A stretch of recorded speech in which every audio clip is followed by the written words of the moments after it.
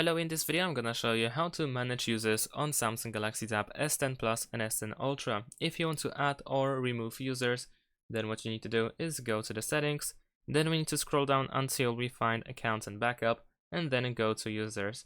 And now over here, of course, we need to make sure that this option is enabled, and we can add another user or profile over here. If you want to, we can create a restricted profile so that we can grant limited access to apps and content by doing so. So let's say I'm gonna choose that. Now we can set the name. I'm gonna actually open the keyboard and let's just set a simple name. Press done. Of course, we can choose the profile picture as well. We can use camera, we can use gallery. I'm just gonna keep it simple this time. And let's press OK.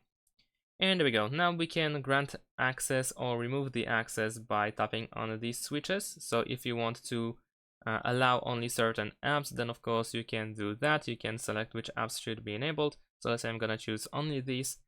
And now if I go back, we can immediately switch to this new profile, or we can delete the user over here as well. So here where you have other users, you can tap in order to manage that. You can also tap on yourself in order to customize yourself. In order to switch the user, you can open the quick access, tap on your profile over here, and then you can switch to another user.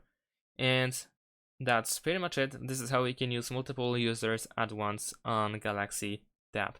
So now let's only see, so you have very limited access to apps this time because I set those limits, and that's pretty much it. If you want to switch back, then of course go to the quick access and switch to the previous user. And there we go.